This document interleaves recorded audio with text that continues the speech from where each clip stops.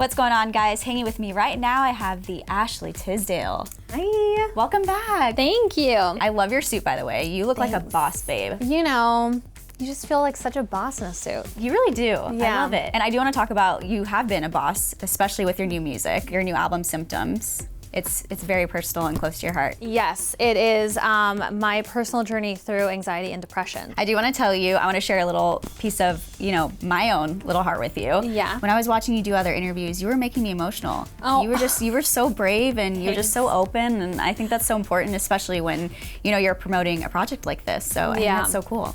Yeah, no, it's definitely I think the most authentic thing I've ever done. And so it's obviously sometimes hard to be vulnerable and then sometimes moments there's you just get caught off guard, and so you do get emotional talking about it. But thank you for the support. Yeah, for sure. Why do you think it is, so hard for people to be vulnerable these days? I'm a very private person, even though I'm on social media and I share my life with everybody. But I think that for this one, it was something that I've struggled with, and I just thought there's so many people out there that go through the same thing that I'm going through, and they don't even know that I'm going through them. And so I think, for me, it was just I just wanted to make people feel less alone in their journey, and just, kind of be open about that. Yeah. And I do want to touch on Symptoms. I love that name, honestly. I think it's really cool. I was talking to my co-writer about all the symptoms I was having. And then I talked also about, when I first met my husband and how I had such commitment issues because I'd been in really bad relationships in the past. And so that whole song is actually just about all the symptoms you feel that you're this is not I can't let this happen because it's the right person.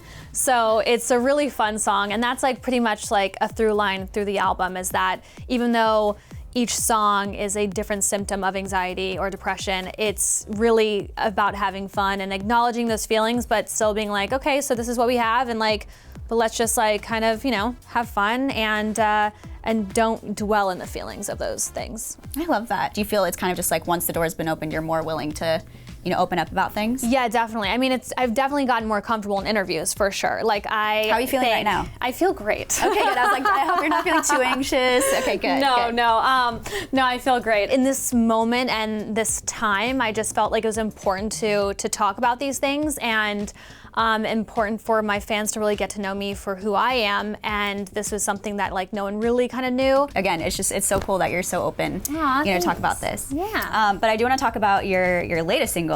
Yes. Love Me and Let Me Go is basically me. It's kind of interesting. It's the best part about the album is that you can relate to it in so many different ways. And so someone who might not even have anxiety might not understand, but they will relate to it because it could be about a guy.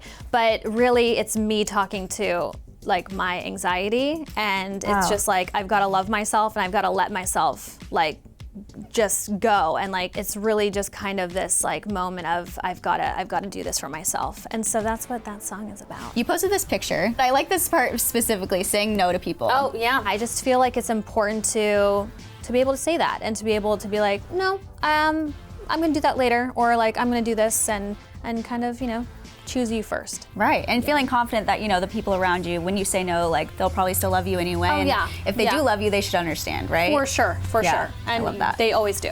And they always do, exactly. Yes. I do want to talk about your fans because I'm sure you've seen the response has been just so overwhelming, just so emotional. I have to say, one of the most surprising is actually having friends of mine that I had no idea suffered from the same thing, and they text me. I guess there was maybe one specific thing where I feel there was a class, and they were showing, I think they were doing a class in Brazil or something, and they had the lyrics of Voices in My Head, and they were talking and discussing it, and I was wow. Oh my gosh, that is so insane. Did you cry after that? I would have. I did. Well, that's in one of the interviews when I cried, because it caught me off guard when they asked me about it, and I just had seen it, and I was oh my gosh. You have to also remember too that this, I co-wrote every single song on the album, so this is everything is a piece of me. So just to see the complete positive response, it's been overwhelming. You're so amazing. I mean, Young in Hollywood here, we've respected you for years, but just honestly after this, thank you. You are a serious boss babe.